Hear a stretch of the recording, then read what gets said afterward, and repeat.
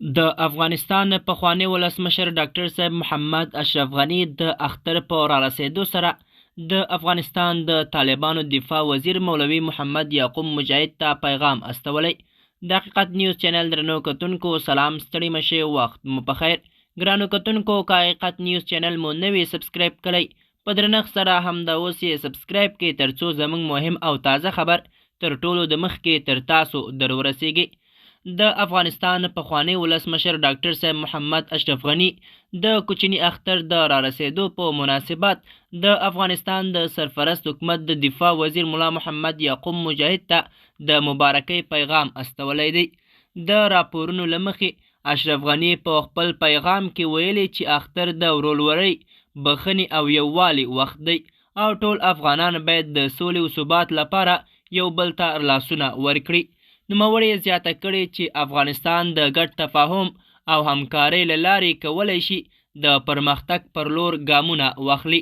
په دغه پیغام کې اشرف غني همداراز ویلي چې د اختر ورځې باید د افغانانو ترمنځ د مینې، یووالي او ورورولۍ فضا لا پیاوړې کړي.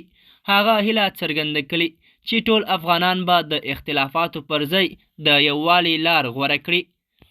سیاسي شنونکي باور لري چې دا ډول پیغامونه کولی شي د افغانانو ترمنځ د سیاسي فساد نرمولو او د خبرو اترو د رامنځته کېدو لپاره یو مثبت ګام وګڼل شي.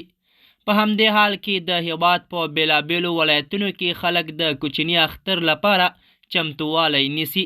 بازارونه ګڼه ګوڼه لري او خلک د اختر د جامو، خوږو او نور اړتیاو د پیرلو لپاره بازارونو ته تللي دي.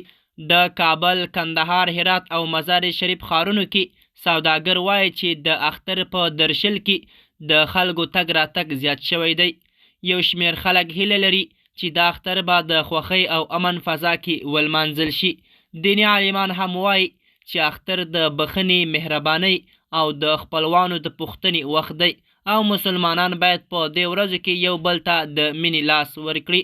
د حقیقت چینل درنو کتونکو زموږ د نن ورځې چمتو شوی خبر تر همدې ځای و. تر بیا مو په الله سپارم.